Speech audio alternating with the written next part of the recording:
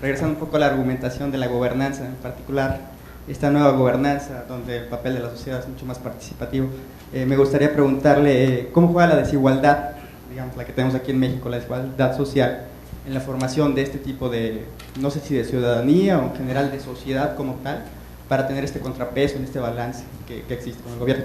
Si quiere contestar esa pregunta, o si no la otra que sería, digamos, es fácil. ¿Qué papel juega la argumentación política de los tomadores de decisiones gubernamentales en este caso respecto a, digamos, ya las políticas que se están formulando vis a vis o a la vista de esta sociedad desigual? Y aquí quiero pensar, por ejemplo, los subsidios a la gasolina que tenemos actualmente, ¿cómo se argumentarían, digamos, desde la visión política, en contraposición del recurso que está destinando, por ejemplo, a analizar nuevas modalidades de transporte? Es decir, ¿qué visión, qué valor democrático se encuentra o no se encuentra actualmente en la argumentación política de las políticas públicas en México? Yo soy Carlos Rubí Turren. Yo sí quisiera ser muy breve y es más bien sobre el tema que quisiera desarrollar mi tesis en la maestría, y es acerca de la eficacia directiva de los gobiernos. Usted nos comenta que la eficacia directiva en los gobiernos pueden causar daños y también pueden producir, beneficios. Entonces, yo quisiera que si nos pudieras compartir acerca de esta eficacia directiva, pero en gobiernos municipales, no en municipios que tienen un presupuesto elevado y tienen una capacidad administrativa pues relativamente fuerte, sino municipios tal vez con menos de 200, 150 millones de pesos, donde ahí pues no se puede hablar de políticas públicas, hay un nivel de estudio de los tomadores de decisiones pues tal vez bastante limitado, ahí podría haber eficacia directiva en ese tipo de gobiernos, o es más bien la ausencia de esa eficacia directiva. No sé, esa sería mi pregunta. Yo quisiera preguntarle, doctor, soy Efraín Villanueva, ¿cuál es la razón por la que la evaluación de las políticas públicas se ha enfocado más hacia aspectos económicos? ¿Por qué razón no ha generado la academia o los estudiosos de las evaluaciones de las políticas aspectos más ligados a situaciones de otro tipo de impactos o resultados? Y quisiera, y le agradecería un comentario sobre esto que decía usted del resultadismo en China, y por qué razón las políticas públicas en Europa, sobre todo en los gobiernos socialdemócratas, han tenido mejores resultados en los países escandinavos que en otros países. Bueno, son intentos, ¿no? Más que soluciones. Desigualdad o inequidad, creo que lo tomaste en dos aspectos, como participación, ¿no? Y como problema. Sin duda, si lo hablamos como participación, una de las responsabilidades del régimen político, le hacen entonces sistema de partidos y demás poderes, y del gobierno, es crear las condiciones para que los grupos en desventaja tengan voz, ¿no? Tengan posibilidad de expresarse, de hacer valer sus demandas, de explicarlas, de difundirlas y de poder colocarlas en la agenda social y en la agenda del gobierno. Esto el tema de voz, ¿no? es muy importante, porque sí hay mucha participación ciudadana que no toma en consideración a los grupos en desventaja, ¿no? y que entonces son grupos que no tienen la posibilidad de expresar sistemáticamente y con la potencia suficiente sus problemas. Entonces ahí sí hay un trabajo y hay que crear esas instituciones, y si no se crean instituciones, por lo mínimo los gobiernos deberían tener prácticas, ¿no?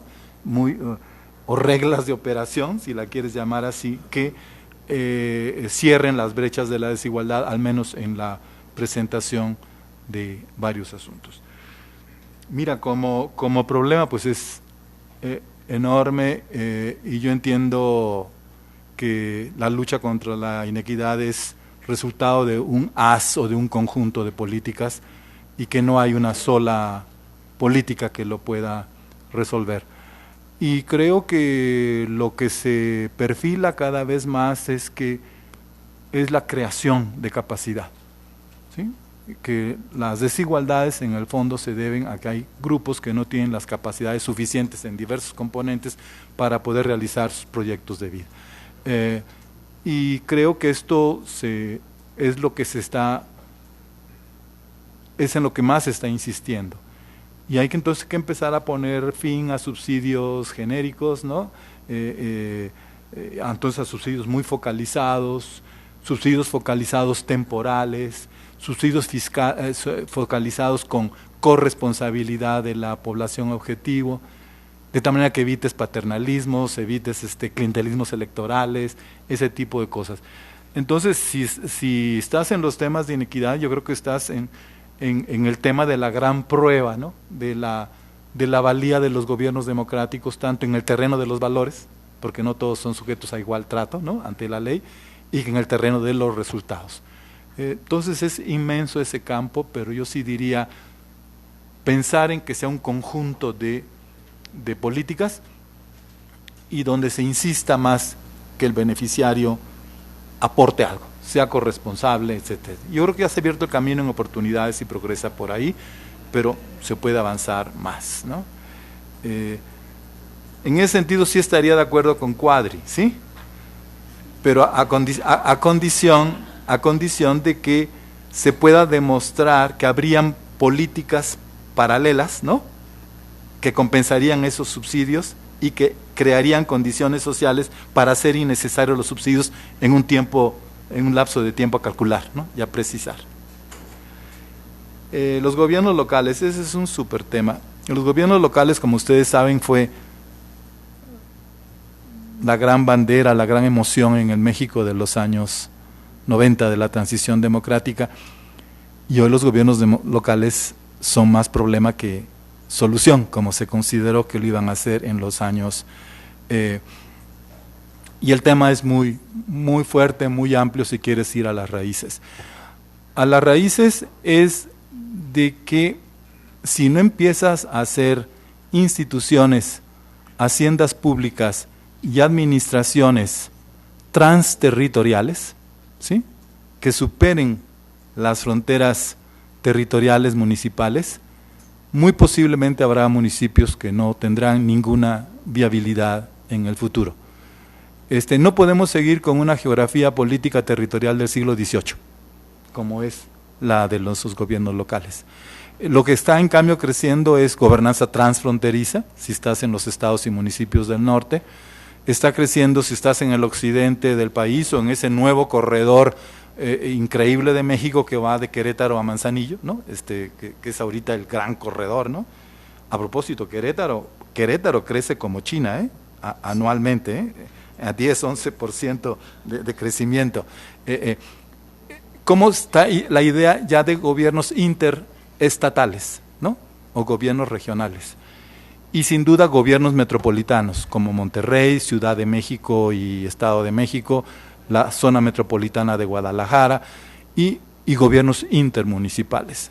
Creo que si se quiere entrar a fondo es revisar todo el tema, que es un tema crucial, de la territorialidad de las instituciones y de los gobiernos políticos, ¿no? Si se pone uno muy pesado, diría que hay municipios que no tendrán ninguna viabilidad a menos que trabajen asociadamente o que se remunicipalicen, que sería algo todavía mucho más, más duro, ¿no? Pero por ejemplo en Guadalajara si se empieza a hablar con Tlaquepaque, Zapopan, Tonalá y Guadalajara, ya están en cosas metropolitanas, con Hacienda Metropolitana, Institución de Planificación Metropolitana, sobre la posibilidad de crear un municipio, ¿sí? que se llame Guadalajara, punto, ¿no? Si existirán las condiciones políticas, culturales y todo esto para hacerlo. Eso es un punto. Ahora, de los gobiernos locales sí sigue siendo, quizás no en los pequeños, una gran negligencia el no entrar a los prediales, a los impuestos prediales. Piensen que el 98% de los ingresos, el 98% de los municipios dependen de los ingresos federales, de las participaciones, que es terrible. Entonces, no hay negligencia en los prediales y hay negligencia en la creación de nuevos impuestos, ¿no? Entonces es un súper tema, gobiernos locales, y la eficacia directiva de ellos yo sí creo que está muy ligado a formas de asociación. no creo que tengan salida muchos municipios si no están en formas asociadas, y la Constitución te lo permite, ¿no? Con la figura de la coordinación municipal, ¿no? Entonces hay que avanzar por ahí, independientemente de lo que hay que hacer en instituciones, hacienda, administración, etcétera, etcétera. Yo sí creo que la evaluación en México tomó un sesgo de eficiencia económica, porque la evaluación nace, como recordarás, a mitad de los años 80, muy relacionada a la política de ajuste, ¿no? Y a la crisis fiscal de los estados. Entonces lo que se buscaba era programas que fueran costo eficientes, que hicieran más con menos, o que lograran los mismos estándares con menores recursos, lo que ya saben. Entonces sí fueron las exigencias de finanzas públicas fuertes y sanas, ¿no?, la que llevó a volver predominante la eficiencia económica. Ahora, las cuestiones a que la eficiencia económica no puede ser el criterio único es porque la eficiencia supone eficacia, ¿no? La eficiencia es un modo racional de la eficacia, ¿no? O es el modo racional de la eficacia.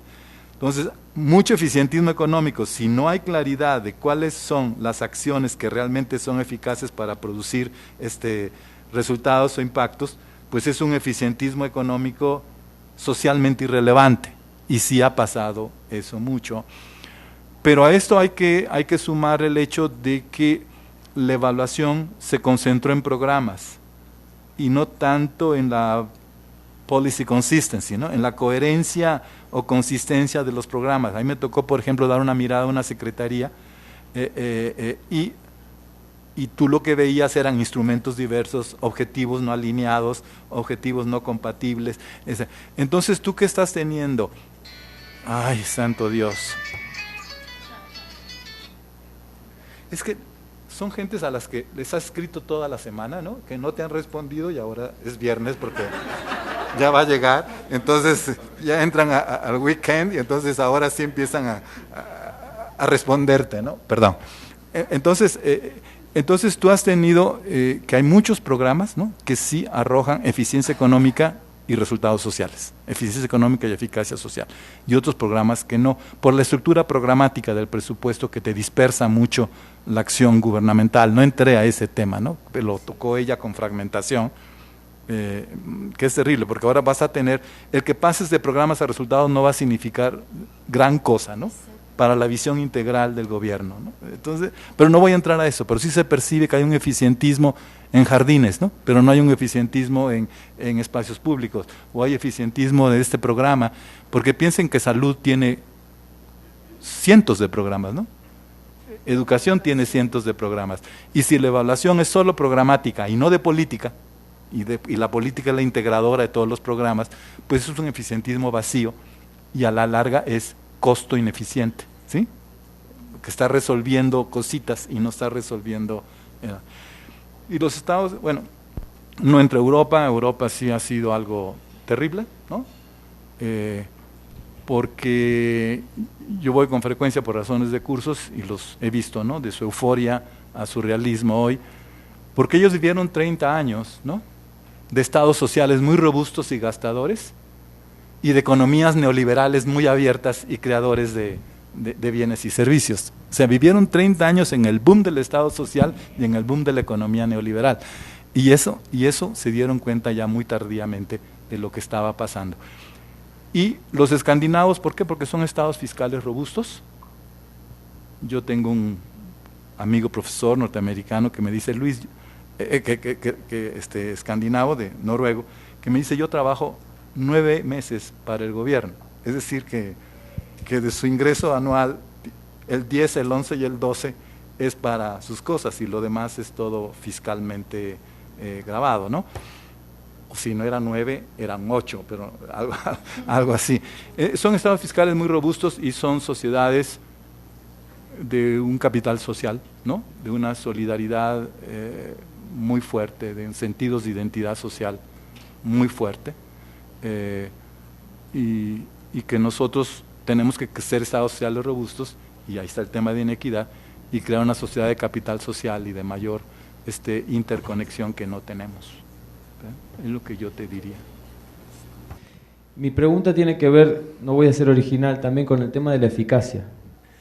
En democracia, digamos, hay muchas maneras de ser eficaz, ¿no? Porque un partido político tiene una determinada concepción de lo que se debe hacer para resolver determinado problema público y un partido político alternativo tiene otra concepción, ¿no? Por ejemplo, para quienes creen que la pobreza es un problema de capacidades individuales, la solución es invertir en capital humano, pero también es cierto que hay otro enfoque que dice, bueno, no alcanza con invertir en capital humano si yo no creo toda una infraestructura social, digamos, que ese capital humano pueda aprovechar luego, ¿no? O a través del cual ese capital humano pueda permitir el salto desde la pobreza a situaciones de mayor bienestar. Mi pregunta tiene que ver con cómo resolver en democracia cuál es la mejor forma de entender la eficacia, ¿no? Y en México lo estamos viendo, es decir, en México vemos un conflicto político muy fuerte entre visiones en buena medida opuestas sobre cómo resolver los problemas de gobierno, ¿no?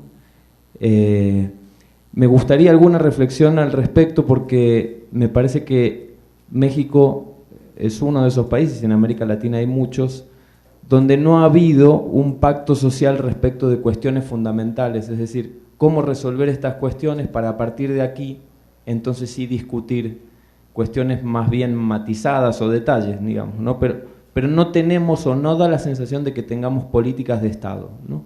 Y entonces todo parece hacerse más complejo, porque tenemos que empezar de cero cada vez que empezamos un sexenio.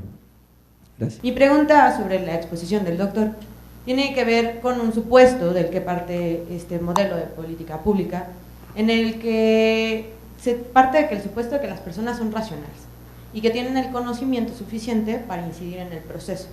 La pregunta es si estas personas, cuando se les toma su decisión, no tienen el conocimiento científico, académico, para tomar la decisión de cómo debería de intervenirse, pero sí la situación empírica y práctica, si esas personas tienen la capacidad no solo de pasar del diagnóstico, sino también a la parte del diseño del mismo proceso. Más que una pregunta, es a ver si nos puede compartir un punto de vista, una reflexión acerca de uno de los problemas más sentidos actualmente en México. También va para la doctora Gloria del Castillo. Es el asunto de la educación en México.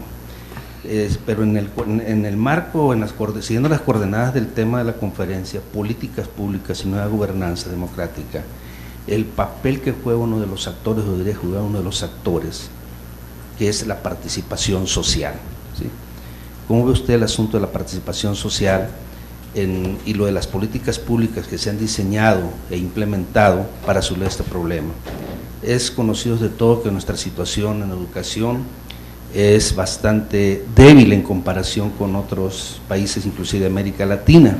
Entonces se busca elevar el logro educativo, mejorar la calidad educativa, que sea más eficiente el sistema educativo nacional, pero para ello, ¿qué papel está jugando la participación social en esa nueva cultura, en esa construcción de la cultura que se denomina gobernanza democrática? En México lo pondría yo aún entre comillas.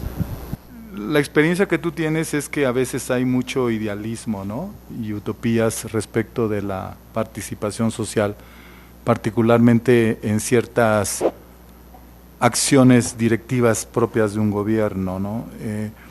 Y yo sí creo que a muchas personas lo único que pueden ofrecerte con confianza, objetividad, son quejas o críticas a determinados servicios públicos, ¿no?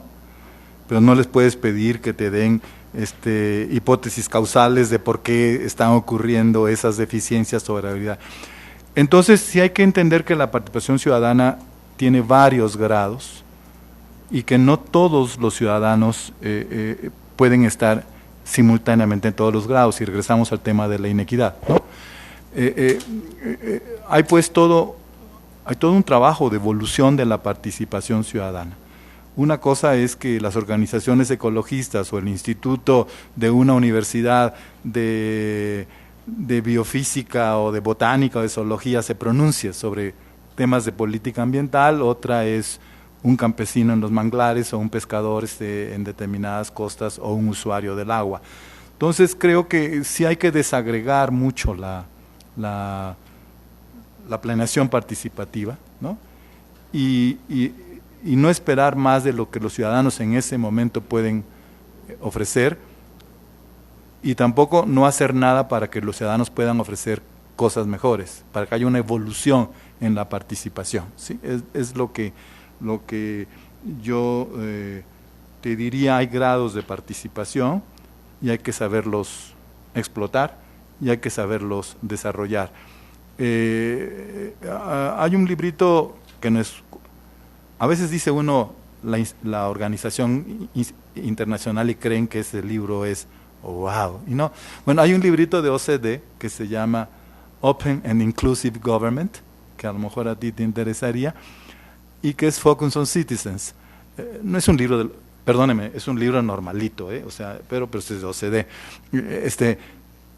Pero sí tuvo una distinción que a mí me agradó, que dice, en participación ciudadana están los que quieren pero no pueden, y los que pueden pero no quieren. Sí estaríamos de acuerdo. Hay muchísimos que quieren, pero no tienen información, conocimiento, evaluación, tiempo y paciencia para poder participar. Y hay muchísimos que pueden, pero no encuentran los incentivos para participar, o su idea de lo público, del interés público, está muy menoscabada, ¿no? Entonces, del otro punto, pues es tremendo, ¿no? Mira, yo sí creo que si hacemos ya un avance, si entendemos que la eficacia del gobierno es valorativa y es técnica, ¿no? Entonces hay una lógica de causalidad que está en la técnica y hay una lógica de corrección, de propiedad que está en la parte valorativa.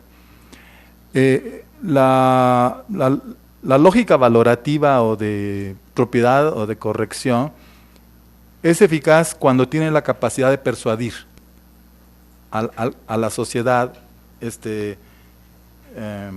o a grupos sociales que son determinantes para la solución de ese problema público o el aprovechamiento de esa oportunidad. Y la lógica técnica sí es una lógica de causalidad. Entonces, mucho de lo que tú muy bien llamas estas visiones contrapuestas es porque no han podido generalizar la visión, ¿sí? Ser persuasivos, ser convincentes, ¿no? O tratar de crear una hegemonía, como diría Gramsci, sobre esa visión de sociedad, ¿no? Entonces, hay candidatos y partidos que son del DF y del sur-sureste de México, ¿no? Y que yo, que ahora vivo fuera de la Ciudad de México, les puedo decir que no, que son respetados, pero no son influyentes y no son persuasivos, no son convincentes, ¿no? Entonces sí, tienes toda la razón que tenemos que presionar más en la lógica valorativa o de la corrección y de la propiedad, insistiendo en argumentación, persuasión, comunicación. Una campaña electoral pues son serie de afirmaciones no argumentadas por todo el estilo que es una... Bueno, no vamos a regresar a nuestras calamidades. Y la lógica de causalidad. Pero ahí tú entras a un tema que, ¿te acuerdas cómo se llama ese profesor de origen español que estaba en Yale? Linz, ¿no? Juan Linz, que dijo, no lo dijo así, pero yo lo dramatizo, uno de los defectos estructurales de la democracia que son gobiernos temporales. Y él dijo gobierno pro tempore, ¿no? Que esas son los pros del autoritarismo, ¿no? Que pueden echarse 15 o 20 años. Entonces, ¿qué pasa? Y se planteó el problema de lo que hoy se llama, bueno,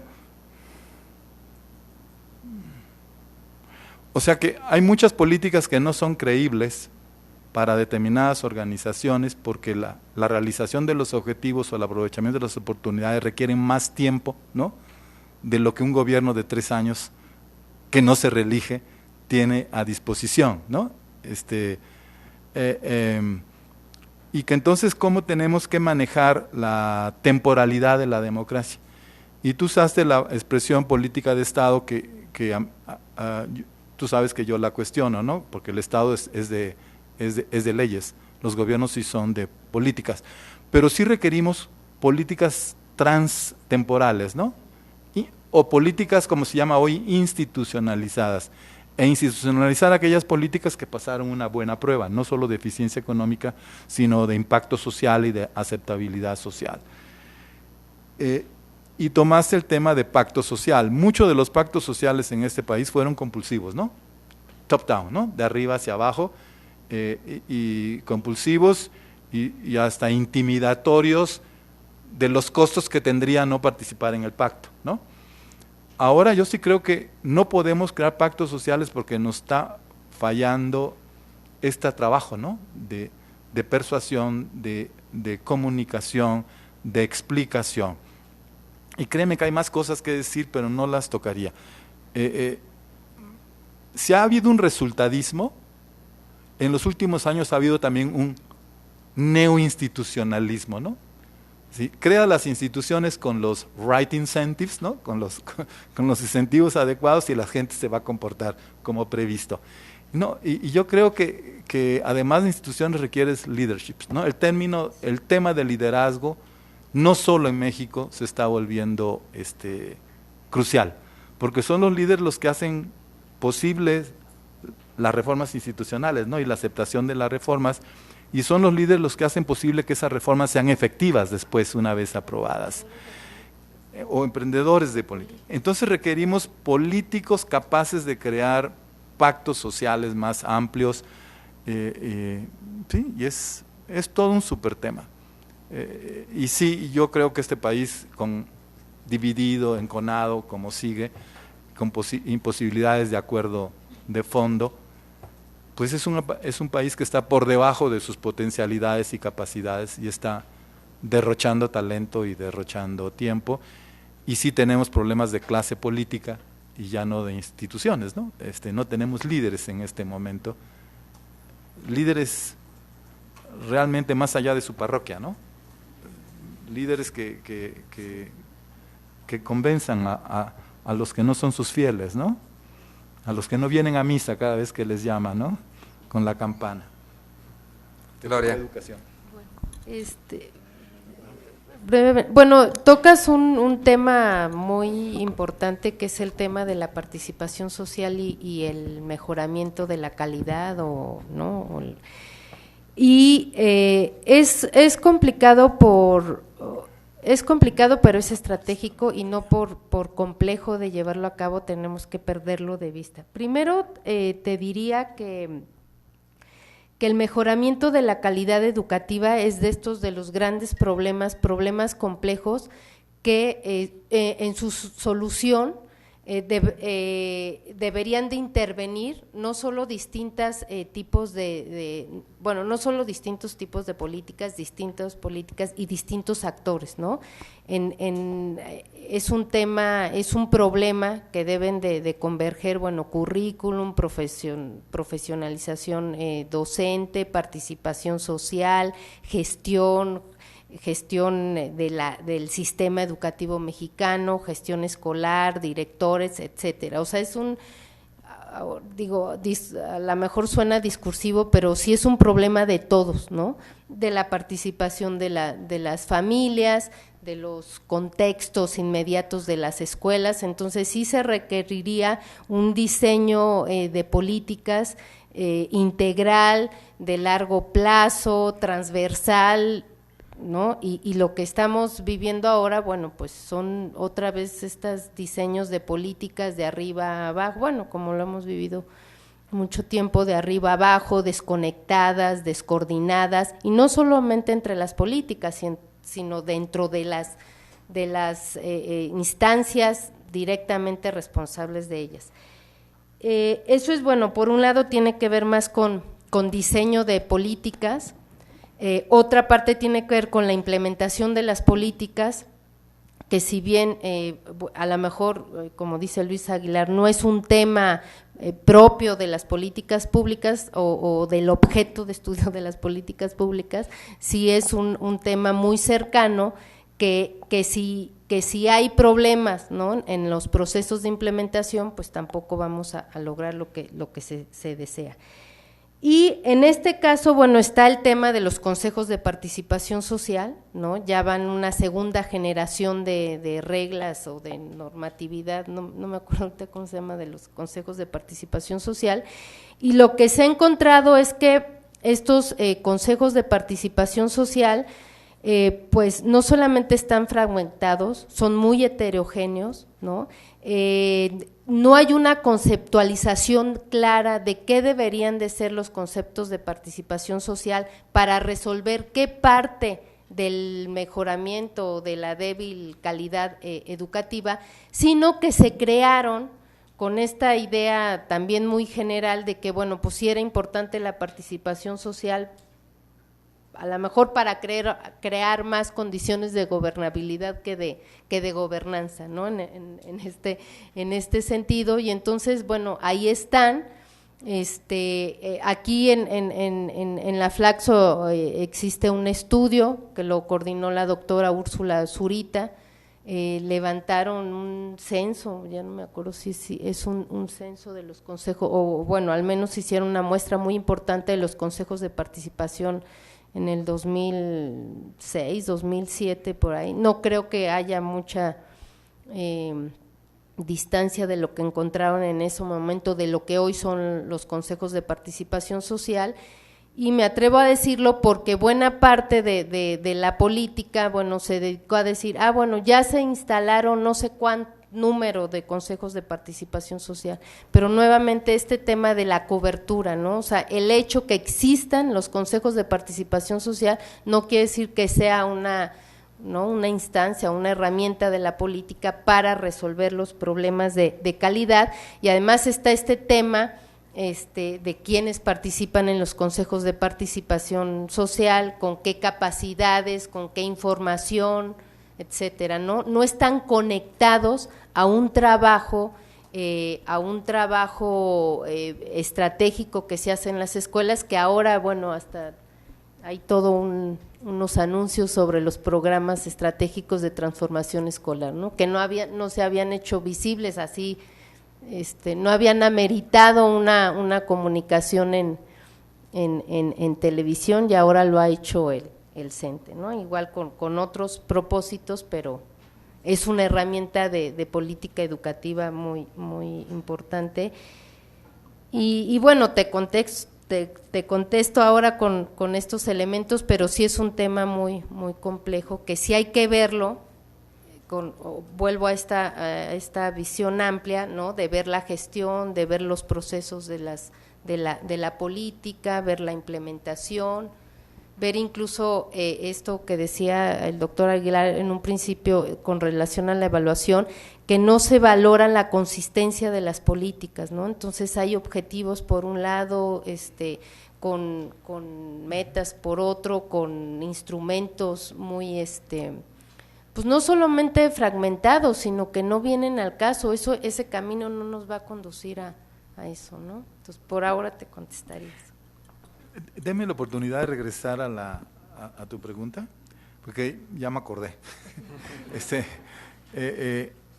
La idea, o sea, tomemos al Lins de nuevo como impulso, ¿no? Lo peor es que nos volvamos glosadores ¿no?, como impulso. Él dice que cuando los gobiernos son democráticos, que son temporales por su naturaleza, los policy commitments no son muy creíbles, ¿no? Los compromisos respecto de política no son creíbles, porque puede entrar otro gobierno de otra posición ideológica, otra visión, con otra política. Entonces, para que un policy commitment sea creíble, sobre todo en grandes políticas estratégicas, ¿no?, de mediano o largo plazo, el policy va a ser confiable solo a condición de que haya con lo que tú llamaste una visión o proyecto mayor, ¿no?, que es un asunto de políticas, más instrumental, pero hay una visión mayor, más compartida y más respetada, lo cual te lleva entonces a lo que llamaste pacto social, porque la visión es entonces que hay un capital social muy robusto, que haya un respeto a la legalidad, al Estado de Derecho que permite la coexistencia pacífica de muchos proyectos, en fin, hay una serie de requisitos, sí, pero eso es importante, las políticas y programas no son creíbles a menos que exista algo mayor que las engloba y que sea de alguna manera socialmente difundido y aceptado, ¿no?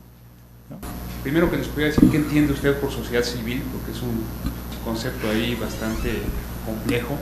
Y dos, ¿se trata de que esto que entendemos por sociedad civil participe en el diseño de las políticas, en la definición de las políticas, o se trata de que queden satisfechas con las políticas? Porque me parece que no podrían participar pero no quedar satisfechas con el resultado, o podrían estar satisfechas sin participar. Quisiera su opinión sobre esta discusión. Creo que parte de mi pregunta ya fue respondida, pero le preguntaría al doctor Aguilar.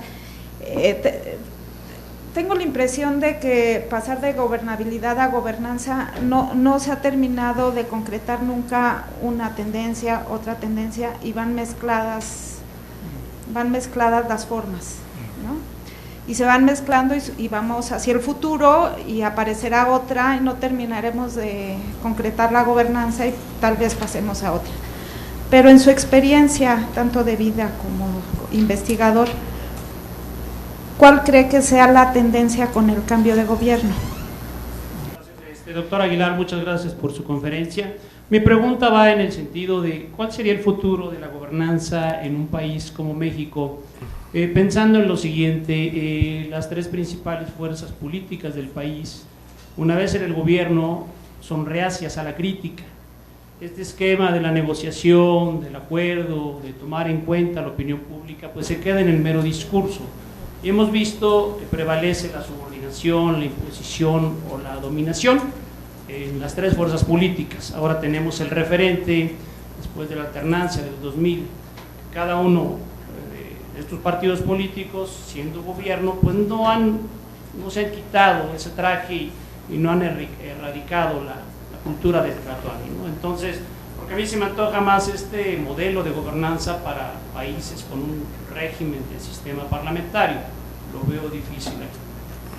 Sobre la participación de la sociedad civil, considerando un ambiente de ingobernabilidad, como por ejemplo ponemos el caso, y quiero poner el caso de México, que en realidad la última elección o la elección anterior y esta probablemente deje una situación de ingobernabilidad por la falta de una apropiación pública general de ese gobernante, ¿no? O sea, no hay una legitimidad total. Pero pienso en la participación de algunas organizaciones de la sociedad civil y en particular en mi sector, que es el sector ambiental, que a pesar de que existe una escisión o una falta de colaboración real entre gobierno y público, ¿sí?, las organizaciones de la sociedad civil en un ambiente como de microgobernanza, por algo así, se convierten en verdaderos catalizadores de intercambio entre gobiernos, o sea, gobierno y sociedad, para la creación y la implementación de política pública. Y en este sentido me surge la duda, ¿es posible que bajo este esquema la gobernanza sea una función de la gobernabilidad? O si es posible que tengamos esquemas de gobernanza micro o de microgobernanza que, digamos, que estén haciendo que funcione el aparato de gobierno, ¿no? A pesar de que haya una ingobernabilidad. Yo identifico una tensión que plantea entre legitimidad y eficacia, digamos, en los esquemas de análisis. Y plantea algo muy interesante, y es, cuando se hace análisis de política pública, pues uno se concentra en el programa y no en la política. Y mi pregunta concreta es, ¿cómo puede uno metodológicamente plantearse su investigación hace 50 años, haciendo parte del desarrollo de la cotidianidad colombiana, y en esa medida a mí me interesa la política de primera infancia, pero yo no puedo dejar de ver ahí a alguien que está cuestionando constantemente la legitimidad, digamos, de un Estado? Entonces ahí plantearía mi pregunta. Muchas gracias. Al final, en el último capítulo, usted hacía una crítica justamente de la aplicación de gobernanza en un país como este, en el que sí ha habido muchos trasvasos de poder y demás, pero que no necesariamente se han generado otros valores, ¿no? Como lo que usted mencionaba de la o sea, de la importancia que tiene la gobernanza en términos de eficiencia, y ni tampoco se han generado verdaderos mecanismos de rendición de cuentas o de transparencia. Entonces, ¿cómo generar esquemas para que, bueno, más bien, sí, qué se tendría que generar para que la gobernanza pudiera tener éxito en México y no significara un mayor vaciamiento del poder? Gracias. Buenas tardes, mi nombre es Richard Ospina. Básicamente, pues, cuando se empezó a ver el tema de la gobernanza, se me venía a la cabeza una inquietud grande, y es en el sentido de si la aspiración es un deber ser la gobernanza como un ejercicio que quiere, digamos, abrir espacios como una solución a todo el tema del problema público. Yo quisiera preguntarle, dentro de su experiencia, doctor Aguilar, ¿existe algún ejercicio plasmable que por lo menos pueda estar en pañales o que ya haya tenido, digamos, como un campo desarrollado, donde los que estamos aquí viendo, digamos, este ejercicio teórico, podamos, digamos, ilustrarnos un poco una realidad visible para la actualidad, tal vez en Latinoamérica o en otros espacios diferentes, pero que nos ayudara por lo menos a empezar a evidenciar una realidad tal vigente en este momento? Gracias. Hola, buenos días. Mi duda es, yo colaboro con un organismo de cooperación internacional, entonces tal vez mi perspectiva es un poquito diferente. En ese sentido, nosotros trabajamos con los organismos de sociedad civil y con la propia ciudadanía para que se promuevan proyectos que desarrollen políticas públicas. Pero en muchos casos nos topamos con la voluntad política. Es decir, por más que promovamos lo que estábamos comentando sobre el esquema de gobernanza participativa, nos topamos con la voluntad política. Al respecto, mi duda es, a la falta de voluntad política, en caso de que esté relacionado y que mi razonamiento sea correcto, ¿qué alternativa tenemos? Buenas tardes, muchas gracias, doctor, por su exposición. Dos preguntas rápidas. La primera tiene que ver, usted mencionó algo sobre dos tipos de gobernanza democrática, una puede ser jerárquica o cooperativa. Y ahí mi duda tiene un poco que ver con la parálisis, o sea, como al ser más personas las involucradas dentro de un proceso de política pública está el riesgo de caer en parálisis. Entonces, o sea, ¿cómo lidiar con este problema? Y el otro aspecto ya lo tocaron aquí un poquito, en esta idea de nueva gobernanza y que intervienen más actores sociales dentro del proceso de políticas públicas. O sea, lo que voy es que si es por la parte de participación, pues realmente la sociedad ya participa cuando elige a sus gobernantes, que son los representantes en cierto grado. Entonces, al incorporar a otros agentes, como agentes de la sociedad civil, por ejemplo, que muchas veces asumen una legitimidad o representatividad que no la pueden tener o no la pueden tener, pero no estamos seguros de que la tengan, ¿no? Al menos por el aparato legislativo hay votos detrás de ellos. Un representante de la sociedad civil no estoy tan seguro. Entonces ahí no estaríamos cayendo ya otra vez a un problema de legitimidad. O sea, cómo hacer ese contrapeso entre un órgano elegido por medio del voto y agentes que pueden o no pueden tener un apoyo detrás y que aparte representan también intereses particulares, ¿no? Entonces esa sería la pregunta. Mi pregunta va enfocada a la formación de capacidades de los actores en negociación, en el proceso de negociación. Mi experiencia está en un proyecto muy particular, en la limpieza de un río, ¿sí? Y en esta experiencia, digamos, mi acción estuvo dentro de la participación de una ONG. Entonces había una triada de actores. Por un lado estaban la comunidad y la participación social de organismos de la sociedad civil, por el otro lado estaban los académicos y por el otro lado la administración pública. Y cada uno de ellos con una solución distinta. Por un lado, la administración pública con esta solución más fuerte, más dura, de tecnología, de resolver el problema de un río sucio por medio de infraestructura, ¿no? Y de los académicos esta otra solución alternativa junto con la comunidad de la solución del problema de un río por aguas residuales y contaminación de basura, digamos, la solución ubicándolo en los problemas más bien por los actores que vivían ahí, solucionarlos de origen, ¿sí? Pero el asunto durante 3 años, el asunto que llevó más tiempo no era la implementación, sino era un proceso de negociación con la comunidad, con el gobierno, con los académicos, porque cada uno en su lenguaje pues traían los fines, las propuestas y demás, pero el proceso de negociación se llevaba el 80% del tiempo, ¿sí?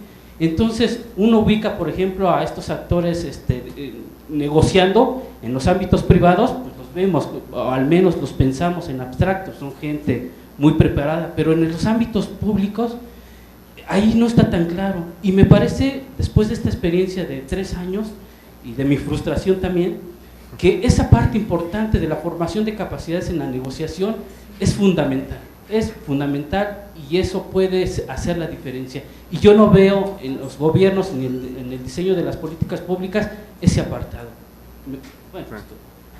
Bueno, mi pregunta se relaciona con justo lo que mencionó Julio y se refiere a que la gobernanza yo la entiendo como una manera de explicar el cambio en el equilibrio de poder, ¿no?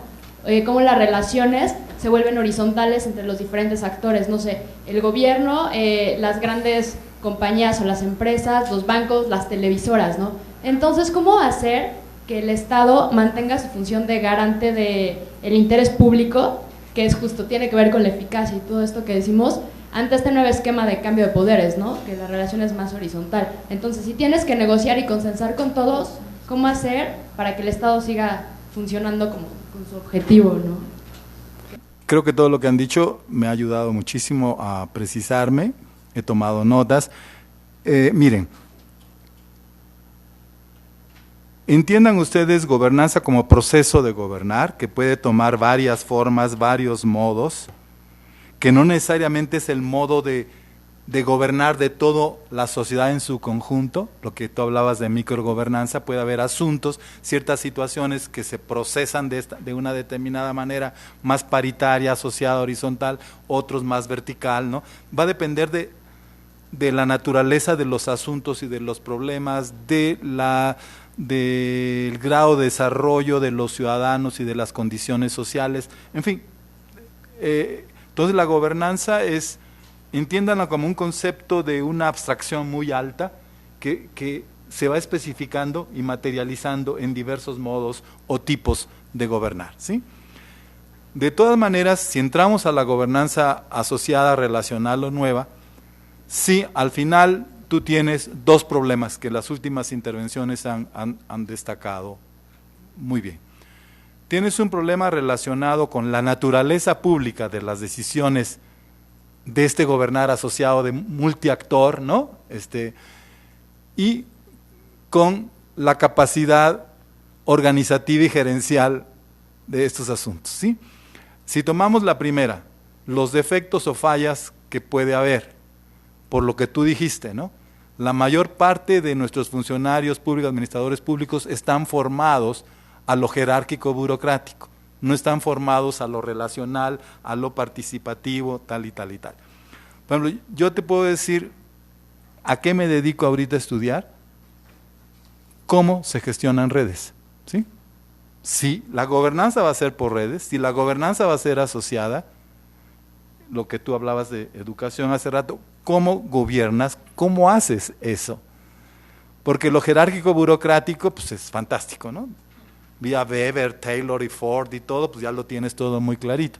Pero lo relacional va a requerir otras habilidades, cualidades que no, para los que no estamos formados. Entonces yo estoy muy metido en este asunto. Entonces, ¿cómo creas cooperación? ¿Cómo aseguras cooperación? ¿Cómo disminuyes los costos de transacción, de cooperar? En fin, hay tantas cosas. Entonces sí entiendo lo que tú dices y ahí hay un problema serio en la gobernanza, pero que es soluble. Si tú te metes a corporate governance, a gobernanza corporativa, ahí vas a encontrar muchísimos materiales para cómo resuelves los problemas con proveedores, clientes, accionistas, gobiernos, comunidades, ¿no? Entonces, pero ahí sí tienes algo muy serio. Y después la naturaleza pública, ¿no?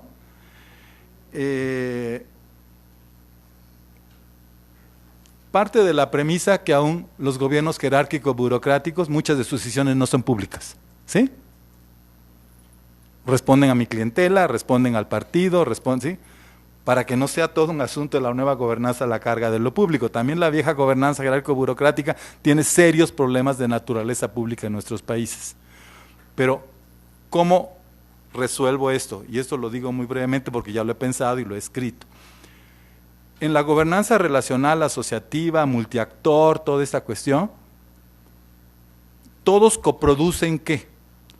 Coproducen el contenido de la política, ¿sí?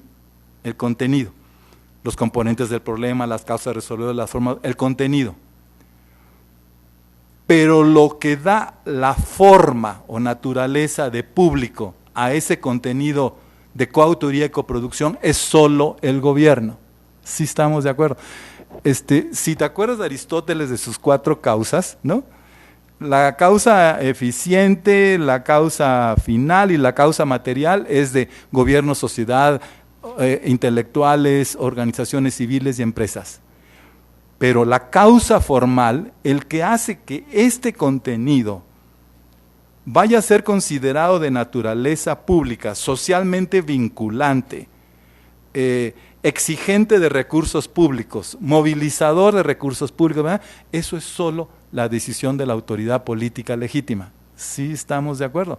El que da lo público, la forma de lo público al contenido coproducido es solo el gobierno. ¿Sí? Es como su sello, es su fiat, ¿no? Su hágase, ¿no? Sí quedó claro. Entonces yo no me metería a todos los otros problemas que de la representatividad, ¿no? Que sí pueden entrar y que los gobiernos deben, de nuevo, la lógica argumentativa, deben justificar por qué estos son sus interlocutores y no otros. Eso sí estoy de acuerdo. Y no le pases la carga a la sociedad civil. Porque en educación el interlocutor es el CENTE, ¿no? Y no otro. Eso sí es responsabilidad del gobierno, no de la gobernanza, ¿sí? Porque ha erigido como interlocutor de naturaleza pública a esto y no a los padres de familia o no.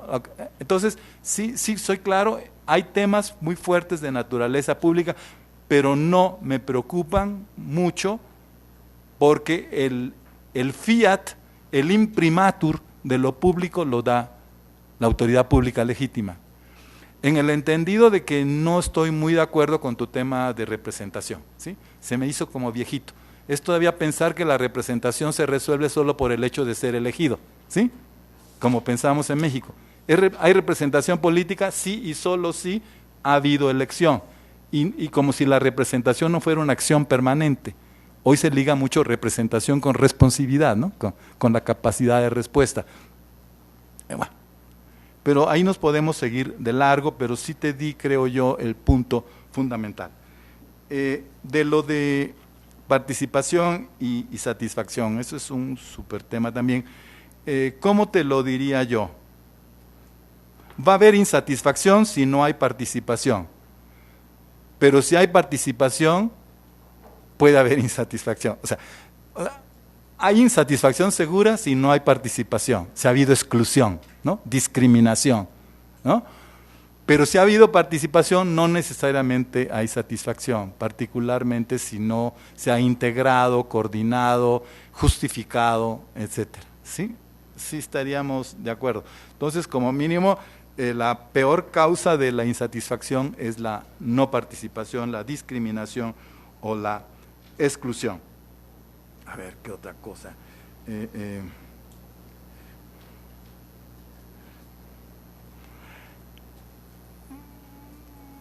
La nueva gobernanza se está construyendo y en muchas cosas es imparable.